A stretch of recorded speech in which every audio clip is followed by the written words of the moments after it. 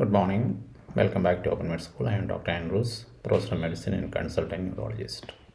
Last time we have discussed a case of acute respiratory acidosis and discussed the interpretation of PaCO2. We'll take another case today. So here the pH is 7.52. What is the inference? This means the pH is more than 7.45. So it is alkalosis. Next step is to identify whether it is due to a respiratory problem or metabolic problem. So you remember the mnemonic ROM, respiratory opposite. So now look at the PaCO2. The PaCO2 is 28. So by the ROM, respiratory, if it is respiratory, when the pH increases, carbon dioxide will come down. So here we can see that the carbon dioxide has come down and the change in the pH is due to the change in the PaCO2. So it is a respiratory alkalosis. So next step you want to identify, is it an acute one or a chronic one? Of course, history will give you an idea. I request all of you to take a bit of paper and try to calculate.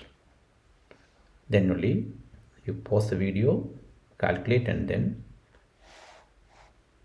resume the video. So we know the rule. The change in pH is, if it is acute, every 10 millimeter change in PaCO2 will produce a change in pH of 0.08. Whether it is a respiratory acidosis or alkalosis, this calculation is same. So here what is the change in PaCO2?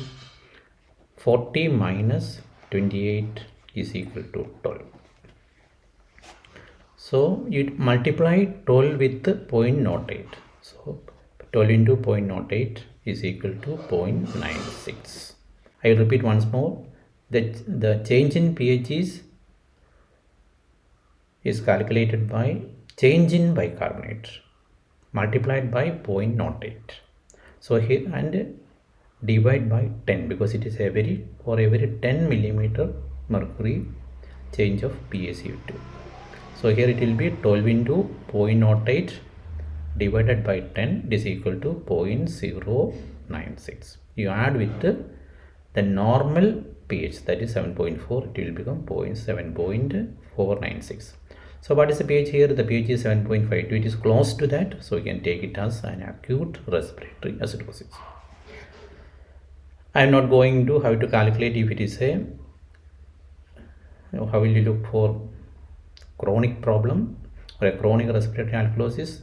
Just we will mention that. So here the multiplication is the 0.03. So 12 into 0.03 will be equal to 0.36. You have to divide by 10, so it becomes 0.036.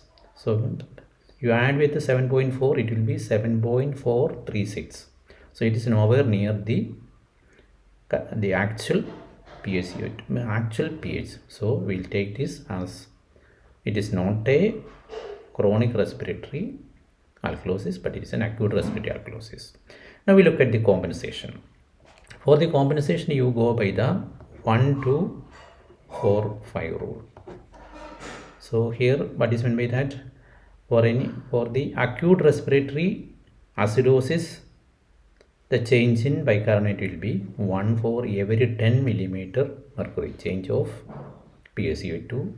For acute respiratory alkalosis, it will be 2, and chronic respiratory acidosis, it is 4, and chronic respiratory alkalosis, it is 5.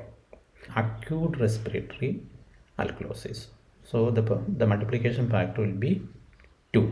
So 12 into 2 divided by 10 is equal to 2.4.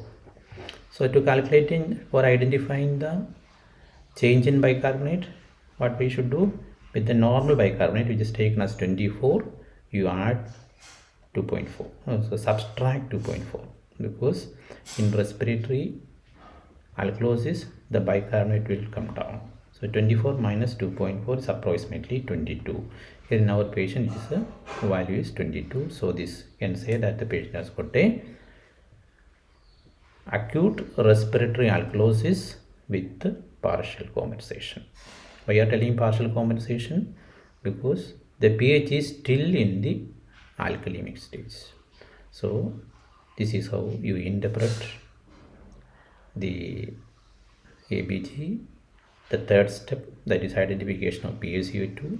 We have discussed how to calculate the change in pH and also how to calculate the change in bicarbonate, that is the compensation. Hope it is clear to you. Thank you.